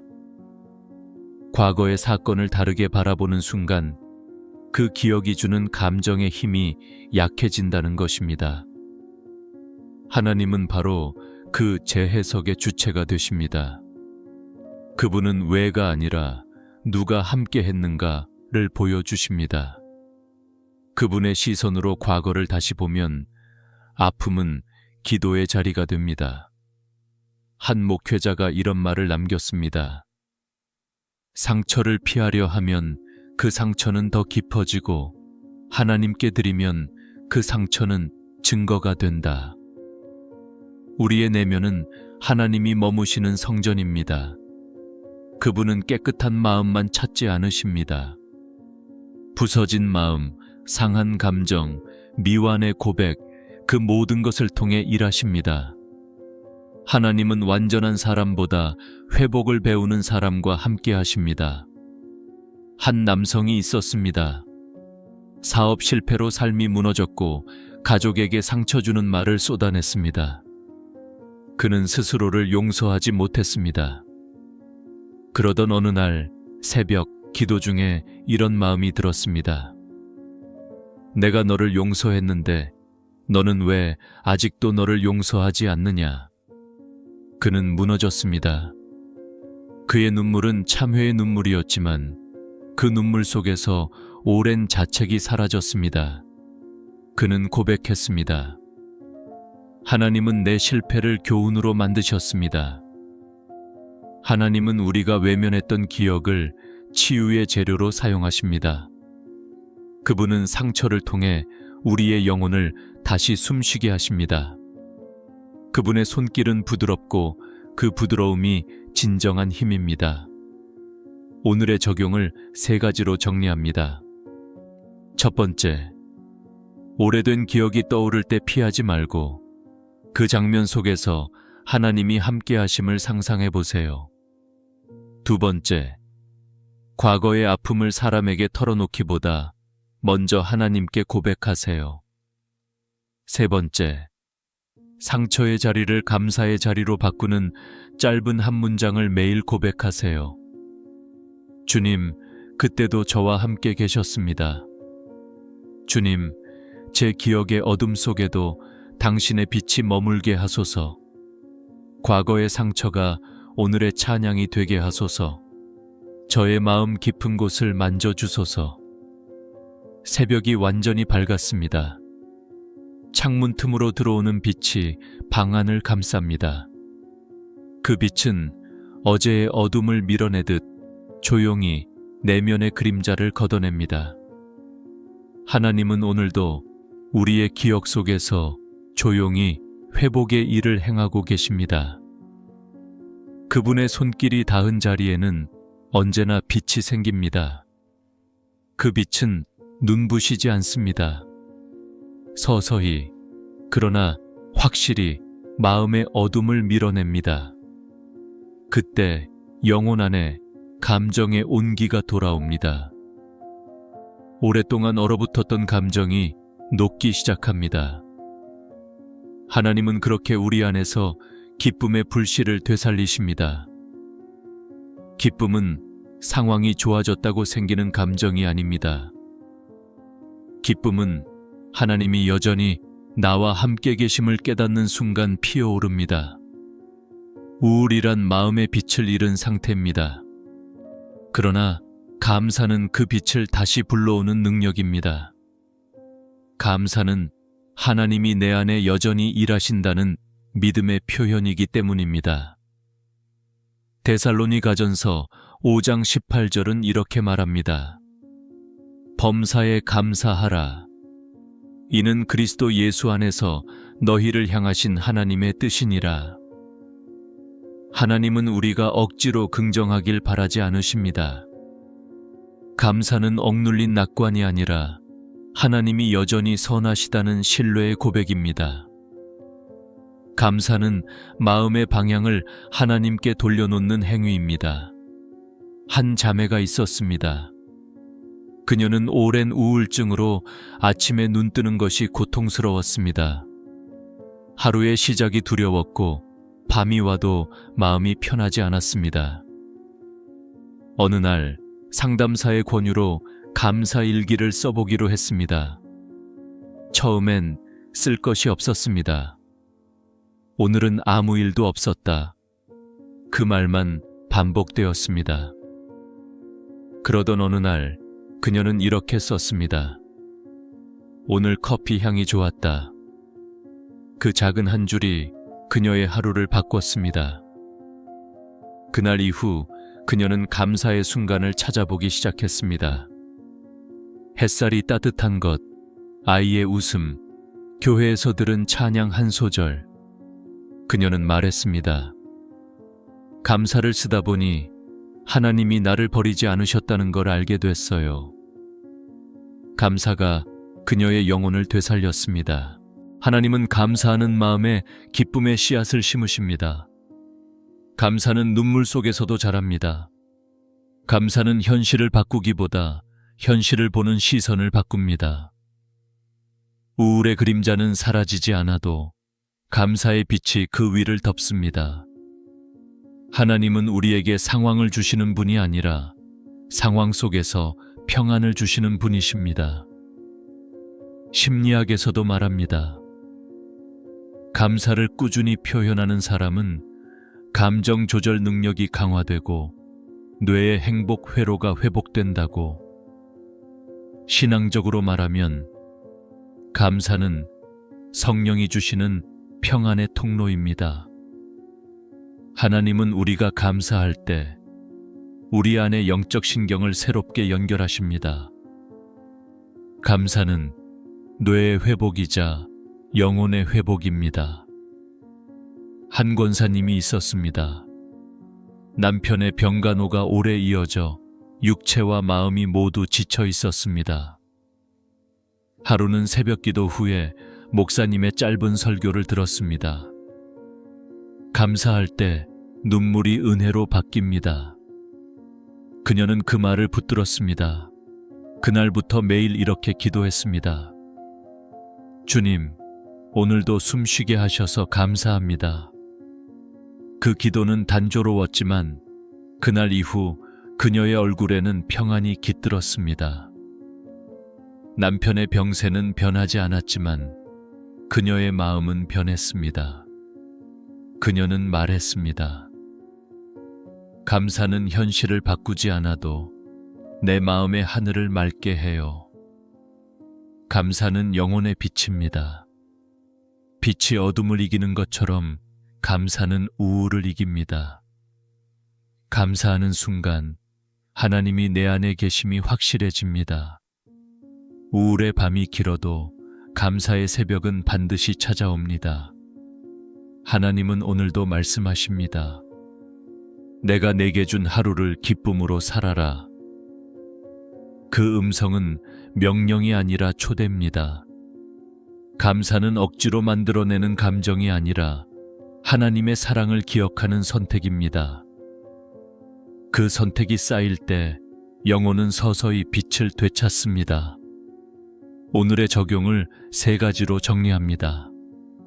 첫 번째, 하루를 시작할 때 감사합니다로 첫말을 열어보세요. 두 번째, 힘든 순간마다 이 안에도 주님의 뜻이 있습니다 라고 고백하세요. 세 번째, 잠들기 전 오늘 하루 중 감사한 일 3가지를 조용히 떠올리세요. 주님, 제 입술에 감사를 두소서. 작은 일에도 기쁨을 발견하게 하소서. 감사가 우울보다 깊은 평안이 되게 하소서. 당신의 은혜가 제 감정의 빛이 되게 하소서. 새벽의 공기가 차갑지만 맑습니다. 어둠이 완전히 물러가지는 않았지만 멀리서 빛이 서서히 번집니다. 그 빛은 감사의 색을 닮았습니다. 하나님은 오늘도 우리 안에 기쁨의 빛을 다시 켜고 계십니다. 그 빛이 마음 깊은 곳에 닿으면 얼굴에도 온기가 번집니다. 그 온기는 단순한 감정이 아니라 하나님의 미소가 우리 안에 새겨지는 순간입니다. 하나님은 웃음을 주시는 분이십니다. 창세기 17장에서 하나님은 100세의 아브라함에게 아들을 주시겠다고 약속하셨습니다. 그때 사라가 웃었습니다. 믿을 수 없어서 웃었지만 훗날 하나님은 그 웃음을 기쁨으로 바꾸셨습니다. 그 아들의 이름이 바로 이삭, 그가 웃는다 였습니다. 하나님은 불신의 웃음마저 은혜의 웃음으로 바꾸십니다. 기쁨은 훈련이 필요합니다. 우울은 쉽게 찾아오지만 기쁨은 선택해야 합니다. 기쁨을 배우는 일은 하나님의 시선을 배우는 일입니다. 세상의 기준으로 보면 부족해도 하나님의 눈으로 보면 모든 것이 선물입니다. 그 시선을 회복할 때 기쁨은 자연스럽게 흐릅니다. 한 성도가 있었습니다. 오랫동안 일상의 무게에 눌려 웃음이 사라졌습니다. 하루하루가 의무처럼 느껴졌고 신앙조차 기쁨이 아닌 의식이 되어버렸습니다. 그러던 어느 날 교회 어린이 예배를 돕게 되었습니다. 찬양 시간에 아이들이 큰 목소리로 노래했습니다. 나는 하나님을 예배하는 예배자입니다. 그 순간 마음속에 작은 불씨가 일었습니다. 그녀는 그 자리에 앉아 눈을 감고 중얼거렸습니다. 그래, 나도 예배자였지. 그날 이후 그녀는 아이들과 함께 웃는 법을 배웠습니다. 웃음은 사라졌던 신앙의 온도를 되돌려 주었습니다. 그녀는 말했습니다. 하나님이 제게 미소를 다시 가르쳐 주셨어요. 하나님의 미소는 문제가 해결되었을 때 생기는 것이 아닙니다. 그 미소는 고난 속에서도 하나님이 여전히 함께 하신다는 확신에서 나옵니다. 우리의 웃음은 믿음의 증거입니다.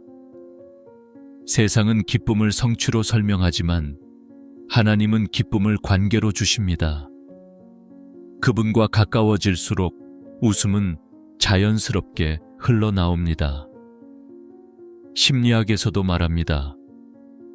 웃음은 단순한 표정이 아니라 몸 전체의 회복 반응이라고. 웃을 때 뇌는 긴장을 풀고 스트레스 호르몬을 줄이며 면역 체계를 강화시킨다고 합니다. 하나님은 인간을 웃을 수 있는 존재로 만드셨습니다. 기쁨은 단순한 감정이 아니라 하나님의 창조 질서 안에 있는 생명의 본능입니다. 한 남성이 있었습니다. 직장에서의 실패로 인해 자신감이 무너지고 웃음이 사라졌습니다. 매일 새벽 그는 억지로라도 감사합니다를 3번 고백하기로 했습니다. 처음에는 입술이 무거웠지만 며칠이 지나자 마음이 조금씩 가벼워졌습니다. 어느 날 그는 깨달았습니다. 감사는 웃음을 부르고 웃음은 믿음을 되살린다. 그날 이후 그는 웃는 연습을 멈추지 않았습니다. 그의 얼굴에는 이전보다 부드러운 빛이 돌았습니다. 사람들은 말했습니다. 요즘 얼굴이 편해 보이세요. 그는 조용히 대답했습니다. 하나님이 제 안에 웃음을 심어주셨어요. 하나님은 우리 안에 그분의 미소를 새기고 싶어 하십니다. 그 미소는 상황을 초월한 평안입니다. 하나님의 웃음은 상처 위에 내리는 햇살처럼 따뜻하고 눈물 위에 머무는 은혜처럼 고요합니다. 그 웃음을 배우는 것이 신앙의 성숙입니다. 기쁨은 감정이 아니라 선택입니다. 아무 일도 없는 하루라도 그 속에서 하나님이 함께 하심을 깨닫는 순간 우리는 웃을 수 있습니다. 우리가 웃을 때 하나님은 그 웃음을 통해 세상에 자신의 평안을 흘려보내십니다. 한 권사님이 말했습니다. 새벽마다 기도할 때 눈물이 먼저 나오던 때가 있었어요. 그런데 어느 날은 웃음이 나더라고요. 이유는 몰라요. 그냥 하나님이 좋았어요. 그 웃음이 기도가 되었습니다. 그날 이후 그녀는 말했습니다. 이제는 울어도 기쁘고 웃어도 기도입니다. 그것이 은혜였습니다. 오늘의 적용을 3가지로 정리합니다. 첫 번째, 하루에 한 번 거울을 보며 주님, 오늘도 기쁩니다 라고 미소 지어 보세요. 두 번째, 억지로라도 웃음을 선택하며 이 웃음은 믿음의 고백입니다 라고 속으로 말하세요. 세 번째, 타인의 웃음을 축복하며 주님, 저 웃음 위에도 당신의 평안을 더하소서 라고 기도하세요. 주님, 제 얼굴에 당신의 미소를 새겨주소서. 우울의 그림자보다 기쁨의 빛이 크게 하소서. 당신의 웃음을 닮은 사람이 되게 하소서. 새벽의 빛이 창문을 가득 채웁니다. 공기는 여전히 차갑지만 그 안에서 웃음이 피어납니다. 그 웃음은 단순한 감정이 아니라 하나님이 함께 하신다는 증거입니다. 그분은 오늘도 우리에게 미소를 가르치십니다. 그 미소는 혼자만의 행복이 아니라 다른 사람에게 흘러가는 은혜의 시작입니다. 기쁨이 마음 안에서만 머물면 감정으로 끝나지만 사랑으로 흘러가면 하나님의 생명이 됩니다. 하나님은 우리가 받은 기쁨을 관계 속에서 나누길 원하십니다.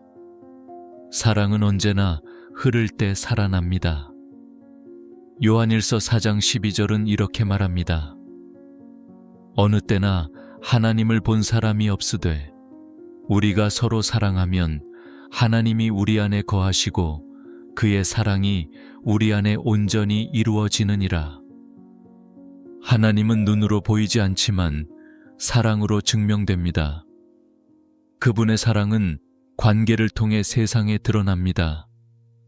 닫혔던 마음이 열리고 단절된 관계가 다시 이어질 때 하나님은 그 한가운데에 계십니다. 사랑의 회복은 늘 하나님으로부터 시작됩니다. 사람이 먼저 변하려고 하면 상처가 남지만 하나님의 시선으로 바라보면 그 마음이 부드러워집니다. 용서는 의지가 아니라 은혜입니다. 하나님은 우리가 품을 수 없는 사람을 품게 하시고 사랑할 수 없던 사람을 위해 기도하게 하십니다.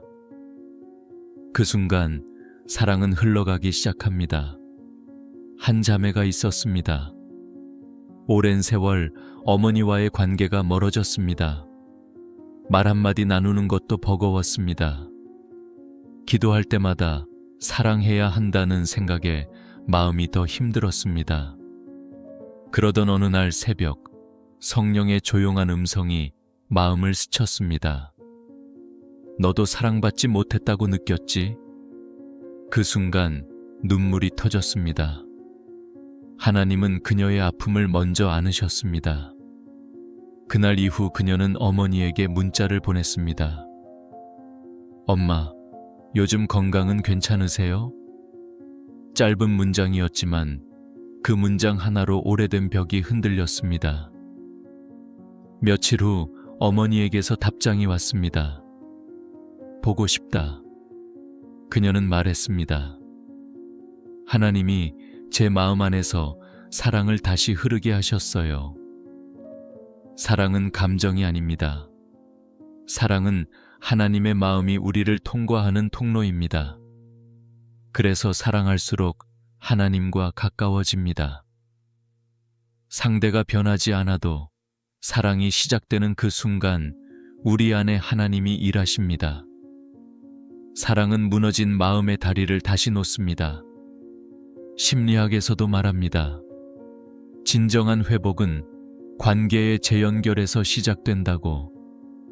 하나님은 이미 오래전부터 그 원리를 말씀하셨습니다. 내 이웃을 내 몸과 같이 사랑하라. 이 명령은 부담이 아니라 초대입니다. 사랑이 흐르는 곳에는 하나님의 평안이 함께하기 때문입니다.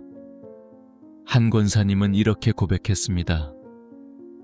남편에게 마음의 문을 닫은 지 10년이 지났어요.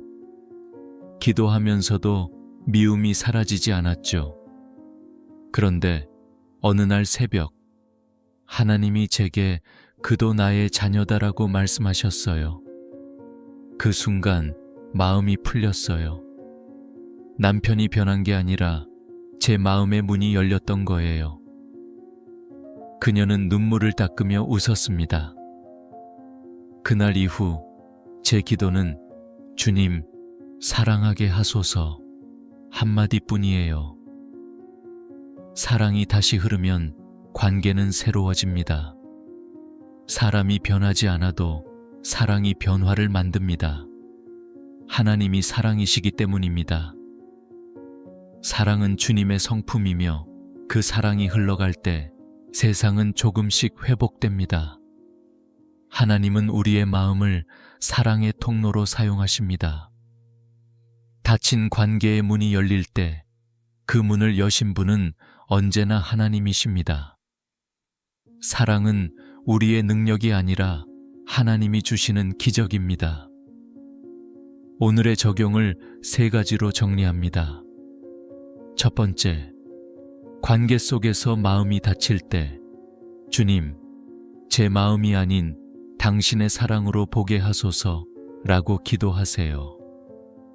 두 번째, 용서가 어려운 사람을 떠올리며 그의 이름을 하나님께 올려드리세요. 세 번째, 사랑을 표현할 작은 행동 하나를 실천하세요. 짧은 문자, 미소, 따뜻한 인사 한마디가 은혜의 통로가 됩니다. 주님, 제 안에 머문 사랑이 다시 흐르게 하소서. 닫힌 관계마다 당신의 평안을 흘려보내소서. 사랑이 내 감정이 아니라 당신의 역사임을 믿게 하소서. 새벽의 바람이 잔잔하게 불어옵니다. 공기가 부드럽고 마음은 따뜻합니다. 사랑이 다시 흐르는 자리에는 하나님의 미소가 머물고 있습니다. 그 미소가 오늘 우리의 관계 위에 조용히 비치고 있습니다. 그 빛은 단순한 감정의 흔적이 아니라 하나님이 흘려보내신 은혜의 빛입니다. 그 빛이 마음에 닿을 때 우리는 비로소 깨닫습니다. 기쁨은 느끼는 것이 아니라 드리는 것임을. 웃음이 다시 피어날 때 그 웃음은 예배가 됩니다. 예배란 단지 노래를 부르는 시간이 아닙니다. 하나님이 주신 생명을 기쁨으로 되돌려드리는 행위입니다. 감사가 쌓이면 예배가 되고 예배는 결국 기쁨의 완성입니다. 기쁨은 마음의 상태가 아니라 하나님께 시선을 고정한 영혼의 자세입니다. 웃음이 예배가 될 때 삶은 그 자체로 찬양이 됩니다. 시편 100편 4절은 이렇게 말합니다. 감사함으로 그의 문에 들어가며 찬송함으로 그의 궁정에 들어가서 그에게 감사하며 그의 이름을 송축할지어다. 감사는 하나님께 나아가는 문입니다. 하나님은 우리의 노래보다 감사의 숨결 속에서 임하십니다. 감사는 예배의 첫 단어이자 마지막 문장입니다. 한 집사님이 있었습니다. 오랜 병상 생활로 인해 기도할 힘조차 사라졌습니다. 하지만 그는 하루에 한 번 짧은 기도를 잊지 않았습니다. 주님, 오늘도 숨쉬게 하심을 감사합니다. 그의 얼굴에는 여전히 웃음이 남아 있었습니다. 병실을 찾는 사람들은 오히려 위로를 받았습니다. 그는 말했습니다. 하나님이 저를 살려주셨으니 웃음으로 하나님께 감사해야죠. 그의 웃음은 고백이었고 그 고백이 바로 예배였습니다. 감사는 삶의 형태를 바꿉니다. 감사하지 못할 이유가 사라져서가 아니라 감사하기로 마음을 정했기 때문입니다. 하나님은 감사를 선택하는 영혼에 새로운 평안을 부어주십니다. 감사는 믿음의 순종이며 웃음은 그 순종의 열매입니다. 심리학에서는 미소의 피드백 효과라고 합니다. 억지로라도 웃을 때 뇌가 실제로 기쁨을 느끼는 호르몬을 분비한다고 합니다. 하나님은 인간의 뇌를 그렇게 창조하셨습니다. 그분은 우리가 기쁨을 기다리는 존재가 아니라 선택하는 존재로 살아가길 바라십니다. 감사는 우리의 선택이고 그 선택은 결국 예배로 이어집니다. 한 청년이 있었습니다. 하루하루가 무기력했고 기도해도 아무 감정이 느껴지지 않았습니다. 그는 새벽마다 교회에 앉아 말없이 찬양만 들었습니다. 그러던 어느 날 찬양의 가사 한 구절이 그의 마음에 스며들었습니다. 하나님은 너를 지키시는 분, 너의 오른편에서 그늘이 되시리라. 그는 눈을 감고 조용히 미소 지었습니다. 그 순간 깨달았습니다. 이게 예배구나. 감정이 아니라 존재로 드리는 예배, 그것이 진짜 기쁨이었습니다. 하나님은 웃음을 예배로 받으십니다. 그 웃음이 세속적인 낙관이 아니라 고통 중에도 하나님이 선하시다는 믿음에서 나올 때 그 웃음은 가장 순수한 찬양이 됩니다. 하나님은 그 웃음을 보며 기뻐하십니다. 그분의 기쁨이 우리의 기쁨이 됩니다. 한 권사님이 새벽 기도 중에 말했습니다. 주님, 이제는 울지 않아도 되게 하소서. 그러나 하나님은 이렇게 응답하셨습니다. 이제는 웃으면서 울게 하리라. 그날 이후 그녀는 눈물 속에서도 웃을 수 있었습니다. 그 웃음은 상처를 감추지 않았지만 하나님의 손에 의지한 신뢰의 표정이었습니다. 웃음이 예배가 된다는 것은 하나님의 은혜를 얼굴로 고백하는 일입니다. 하나님은 우리의 얼굴에서 자신의 빛을 비추십니다. 감사하는 얼굴은 세상에 하나님의 존재를 드러내는 증거입니다. 우리가 웃을 때 그 웃음은 세상을 향한 하나님의 위로가 됩니다. 오늘의 적용을 3가지로 정리합니다. 첫 번째, 하루 중 감사의 이유 1가지를 찾아 웃으며 주님, 감사합니다 라고 고백하세요. 두 번째, 예배 전 거울을 보며 미소 짓고 이 얼굴이 주님의 영광을 비추게 하소서 라고 기도하세요. 세 번째, 힘든 순간일수록 감사의 말을 입술에 두세요. 주님, 이 자리에서도 찬양합니다. 주님, 제 웃음을 예배로 받으소서. 감사가 제 삶의 호흡이 되게 하소서. 웃음 속에 당신의 영광이 드러나게 하소서. 새벽의 공기가 포근하게 바뀝니다. 빛은 이제 따뜻하게 내려앉고 그 빛 안에서 우리의 얼굴이 부드럽게 물듭니다. 웃음이 찬양이 되고 감사가 예배가 됩니다.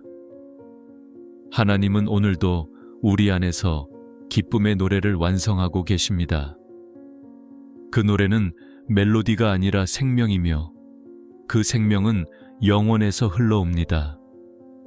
하나님이 주시는 기쁨은 사라지지 않습니다. 그 기쁨은 감정의 불꽃이 아니라 하나님의 존재 그 자체로부터 오는 빛입니다.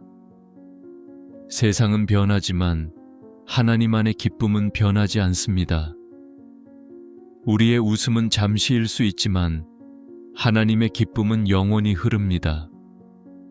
그분의 웃음이 우리를 살리고 그분의 평안이 우리를 감쌉니다. 삶의 계절이 바뀌어도 하나님의 사랑은 여전히 같은 온도로 우리 곁에 머뭅니다. 기쁨의 새벽은 그렇게 찾아옵니다. 하박국 3장 18절은 이렇게 고백합니다. 나는 여호와로 말미암아 즐거워하며 나의 구원의 하나님으로 말미암아 기뻐하리로다. 이 말씀은 환경이 아니라 믿음에서 나온 고백입니다. 무화과 나무에 열매가 없고 외양간에 소가 없을지라도 하나님이 나의 하나님이시기에 그분 안에서 기뻐할 수 있다는 선언입니다. 이 기쁨이 바로 영원한 새벽의 빛입니다. 한 권사님이 있었습니다. 남편을 먼저 하늘로 보내고 홀로 남은 삶을 살아가던 중 오랜 세월 동안 웃음을 잃었습니다. 그러던 어느 날 새벽 기도 중에 찬송가 내 평생에 가는 길 순탄하여를 부르다 눈물이 터졌습니다. 내 영혼 평안해. 그 한마디가 마음을 감싸 안았습니다. 그녀는 고백했습니다. 남편은 떠났지만 하나님은 떠나지 않으셨어요. 그날 이후 그녀는 웃음을 되찾았습니다. 그 웃음은 세상의 기쁨이 아니라 영원에서 온 기쁨이었습니다. 하나님은 우리를 다시 웃게 하십니다. 그 웃음은 단순히 아픔이 끝나서가 아니라 그 아픔 속에서도 하나님이 함께 계셨음을 깨닫는 데서 나옵니다. 기쁨은 눈물이 멈춘 후에 오는 것이 아니라 눈물 가운데 함께 하신 하나님을 만날 때 시작됩니다. 하나님의 위로는 그렇게 고요하게 우리 영혼에 스며듭니다. 한 청년이 있었습니다. 삶의 목적을 잃고 방황하다가 어느 날 교회 새벽 예배에서 말씀을 들었습니다. 내가 너를 영원한 사랑으로 사랑하였노라. 그는 울었습니다. 그 말 한 구절이 인생을 바꾸었습니다. 그는 말했습니다. 그 순간 하나님이 나를 포기하지 않으셨다는 걸 알았어요. 그것이 제 인생의 새벽이었어요. 그는 이제 새벽마다 찬양을 부릅니다. 그 찬양의 끝에는 언제나 웃음이 있습니다. 그 웃음은 구원의 증거이자 감사의 노래입니다. 기쁨의 회복은 하나님의 선물입니다. 그분은 우리를 다시 노래하게 하시고 다시 감사하게 하시며 다시 웃게 하십니다. 기쁨은 상황이 아닌 관계에서 자랍니다. 하나님이 나의 하나님이 되실 때 그분의 기쁨이 내 안에 거하게 됩니다. 심리학에서는 깊은 감정의 안정이 삶의 회복력의 핵심이라 말합니다. 신앙은 그것을 은혜라 부릅니다. 은혜는 파도 같은 감정의 물결 위에 단단한 평안을 씁니다. 그 평안이 바로 하나님의 기쁨입니다. 하나님은 우리의 영혼을 기쁨의 그릇으로 빚으십니다. 우리가 울었던 이유마저 그분의 빛 아래에서는 감사의 재료가 됩니다. 그분은 모든 눈물을 기억하시고 그 눈물 하나하나를 미소로 바꾸어 주십니다. 하나님이 주시는 웃음은 세상의 즐거움과 다릅니다. 그 웃음은 상처를 덮지 않고 상처 위에 피어납니다. 그 웃음은 가벼움이 아니라 하나님의 임재를 아는 깊은 평안입니다. 그 웃음을 배운 영혼은 고난 속에서도 노래합니다. 주님, 당신이 나의 기쁨이십니다. 한 목사님이 말했습니다. 기쁨은 하나님이 우리 안에 남기신 흔적이다. 그 흔적이 있기 때문에 우리는 절망 속에서도 다시 일어설 수 있습니다. 하나님은 우리 안에 그 흔적을 새기십니다. 그 흔적이 웃음으로, 그 웃음이 예배로, 그 예배가 영원한 찬양으로 이어집니다. 오늘의 적용을 3가지로 정리합니다. 첫 번째, 아침에 눈을 뜰 때 주님, 오늘도 당신의 기쁨 안에 거합니다 라고 고백하세요. 두 번째, 어려움이 올 때 이 순간에도 주님이 함께 하신다 라고 마음속에 말하세요. 세 번째, 하루를 마칠 때 주님, 오늘도 웃게 하심을 감사합니다 라고 기도하세요. 주님, 제 영혼의 새벽을 다시 밝혀주소서. 기쁨의 빛으로 제 하루를 감싸주소서. 다시 웃게 하신 당신께 모든 감사와 찬양을 드립니다. 제 삶이 당신의 미소를 담게 하소서. 아멘. 새벽이 완전히 열렸습니다. 하늘은 투명하고 바람은 부드럽습니다. 기쁨은 더 이상 멀리 있지 않습니다. 그분의 빛이 내 마음에 머물고 있습니다. 이제 나는 압니다. 웃을 수 있는 이유가 내게서가 아니라 하나님께 있다는 것을. 그분의 기쁨이 내 영혼의 새벽이 되었습니다. 당신의 하루가 기쁨이 한가득 하시길 바랍니다. 아래 댓글란에 감사합니다 라고 남겨주세요. 아멘.